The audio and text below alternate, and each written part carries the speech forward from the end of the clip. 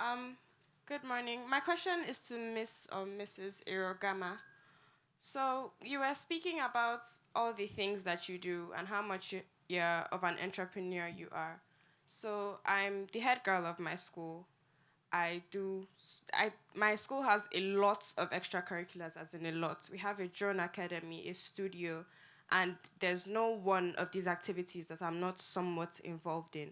So my question to you is, how do you juggle everything without almost going crazy? Because sometimes I have to go out of school for a track competition, and then the next day I have a debate, and then the next day I have to write a government notes, and then the next day I have to go to the school studio to record something. And it feels like I'm going to. You were talking about stumbling. Sometimes it's not like I'm stumbling. It's like I'm about to jump into an ocean and I'm about to go crazy. So how do you juggle everything and still be sane? Thank you.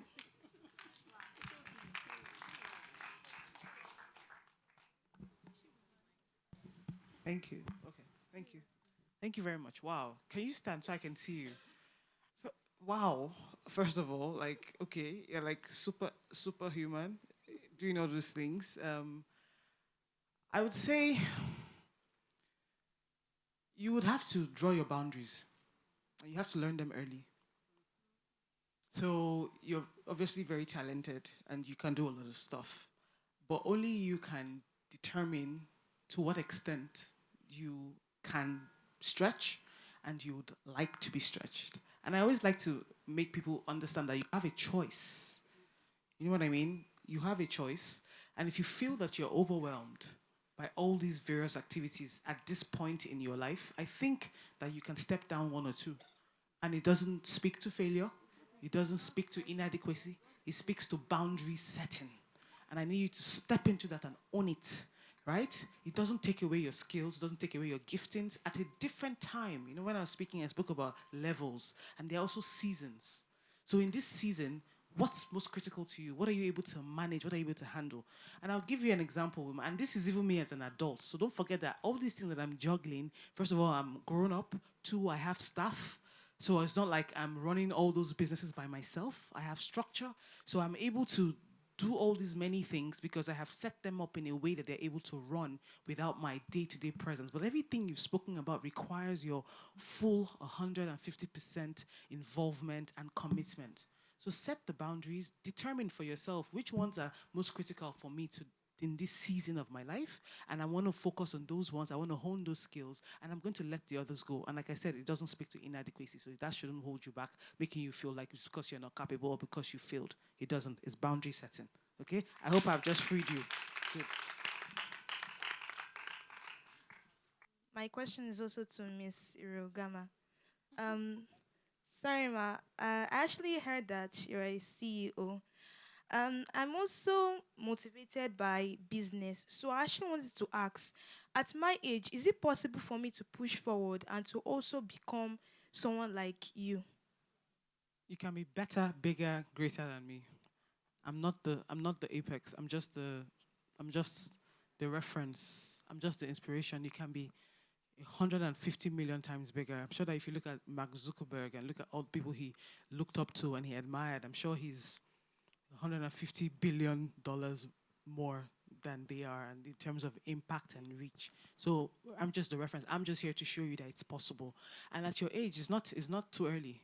I know seven. In fact, I was visiting a friend of mine a couple of months ago, and her niece came to visit because her son had had an accident, so he was in a cast. And she came with her mom. And when she saw, there were like six of us aunties that were sitting in the living room who had come to check on the young man as well.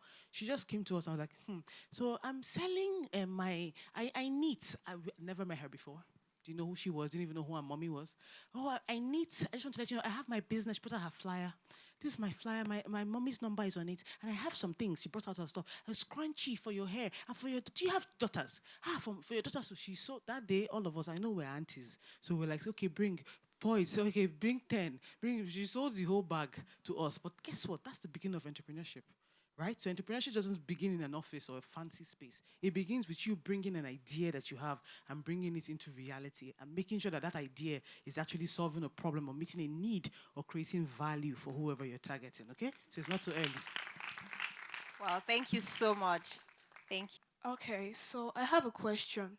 How do you deal with criticism and false accusations? And also, how do you balance personal life and your personal life and then your responsibilities at school? How do you balance them? So criticism, and what was the other thing? False accusations. Okay, so criticism is inevitable. Okay, there's nothing you're going to do about it. The only people that don't get criticized are the people who don't do anything. So just by doing things, people get to say you didn't do it properly. If you haven't heard the expression, there are some people that would have seen Jesus Christ walk on water and say, why didn't he run? So look, criticism, there's no escaping it, okay? That's just part of the function of being a human. So criticism, you will have to understand that a lot of it is projection. So a lot of things that people are going to criticize in you are things they wish they had. Okay? I get criticized. I used to get criticized at your age a lot for the way I speak. And I've always spoken like this because my grandmother was an English teacher and I spent all my time with her. Okay, so she forced me to enunciate. And I was enunciating from the age of 6. Okay, so there's nothing I can do about it. And so oftentimes I get, why are you blowing for me? Why are you talking like that? I mean, I make money from doing it now and it's fine. So the joke's on them. But this is the thing. You need some level of self-awareness to understand when criticism is constructive. That is to say, it's being given in the right spirit. Lady with Balls had mentioned before that there will be people who might see something and say what you did wasn't good or it could be better. So there's a level of self-awareness required to see where is the criticism coming from. And even the one that's coming from ops might have some truth. So again, the self-awareness to be able to discern, to say, what this, okay. But if someone just doesn't like your face, hey, that's my face. But if they say, oh, you could smile a bit more when that's, so having that is important. So that's the criticism. And then the balancing. Everyone here, every grown-up here is going to tell you that whole balancing is a scam, okay? Biggest scam ever. And to the previous question about putting things down, we all wish someone had told us that at 16 or 15 because it's so important. A lot of you here are type A. You want to please, you want to help, you want to be part of things. And then because you are good at things, people ask you to do them. So because you carry the load well doesn't mean it's not heavy. So there has to be an awareness of seasons. When you get to your exam year, there'll be things you have to put down because the focus has to be on exam. So it's much like that for the so-called balance. My children are now 9 and 16, so I get to sleep through the night. They know they should not come into my room. But there was a time I couldn't put that rule in place, could I? Because they were babies. And even then, the 9-year-old had a nightmare 3 nights ago, and all those rules went out of the window. So again, this is the point, right? And I had such a busy day the next day. And as I was putting concealer to hide the bags under my eyes, I said, this is the balance. So balance is a scam, my darling. We just do the best we can every day. But structure, journaling, records. And then the final thing about false accusations, in the workplace at least, is you keep your receipts, okay? A simple tip, you're not yet in the workplace, but this is a very simple thing. After every meeting, send an email. So this meeting happened and we discussed this, and I will be doing this and this and this. Emails are time-stamped, you have your records. So keeping receipts, that's how you deal with false criticism and people lying. Keeping receipts. Okay? I hope I've been able to answer your question. Okay, good day everyone. My question is actually for Ms. Irugama. So you spoke about being resilient. So what if you being resilient means you being stupid? Yeah, because imagine a scenario of a girl that She's in SS3 actually, and then she wishes to go to the university next year, and then she knows there's no hope for her. She's doing things that she actually wishes people were seeing her, but nobody's seeing her. She's feeling stupid, and she actually wishes to go to school next year. And someone here is telling her to be resilient, to be perseverance. What if she being perseverance means she being stupid? Because she knows that there's no hope for her next year. Fine.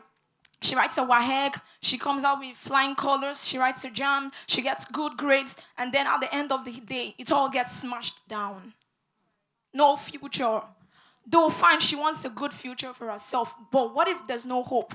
She's looking forward. She wants to be like some people. She's looking towards some people that, okay, I want to be like this person. I want to be like John, Anita, Okani. I want to be like those great people, but there's no hope for her. She's looking forward to write a jam and write a WAEC and coming out in flying colors, and you're telling her to be resilient and perseverance, but even if she does, she'll end up being stupid. Because there's no hope for her. So do you still want that kind of a girl to be resilient and perseverant? Thank you. That's very, very, those are very deep words. But I think for me to gain context, because context is always very important, so as not to advise wrongly, it would have been great if I knew why there's no hope. Is it that there's no hope because there's no funding, there's no hope because there's no support? Why would the hopes be smashed, and why will there be no hope? You obviously have the grades, so admission will not be a problem. So why is there no hope? Okay, so there are people who, have gone to school without parents. They might not have gone to school when their mates went to school, but they went to school. Why? Because they were focused. What is your vision? You're smart, you're intelligent, you're determined. You already have grit, right? You're already getting good grades. Why don't you channel that energy towards how do I survive instead of how do I look at there's no hope? So I know people who finished from secondary school, they have WAEC, and then they got a job or they went into doing something because at that time, seasons, maybe school was not first and maybe there's no helper, right, in the vision, but now this is what I can do. I know people who were washing clothes. The question is, how bad do you want it? How bad do you want it? Are we going to just sort of cry over the fact that it's not available? Are we going to just, sit down and hold our jaw? Are we going to get up and say, okay, I really want this thing and I want it bad. What do I need to do to get it? I'm not asking you to go and I'm not asking the girl to do anything that's illegal or that is inappropriate, but I know women who bootstrapped. When you hear their stories, we see them today. In fact, now you have more opportunity than they had back then because now everyone's looking for how there's a gender conversation going on. So everyone's looking for how they can look good. I'm supporting gender. So there's more. At that time, there was nothing. Nobody cared. It's a fully patriarchal society. And they bootstrapped to the people that we see today that were, that's glamorous. But they took them years. They suffered. It was not a glamorous journey. But today we're seeing the shine. So the point is, I'm hearing despair, and there should be no despair. You're alive. You're smart. You have an opportunity to get an education all the way to SS3. I know mothers who never went to school, but did everything to make sure that their kids went to school. How do they manage? Do you know children like that in your school whose parents are not educated, but they're in your school? They're going all the way to secondary school. They're about to graduate, but their parents are not graduate. They didn't even go to secondary school. Some of them didn't even go to primary school, but they're putting them through, putting food on the table. You have life. So question is, how bad do I want it? You have energy. Where you channel it, you can channel it towards the negative or you can channel it towards the positive. But you see, whatever energy that you put out, that's what it's going to.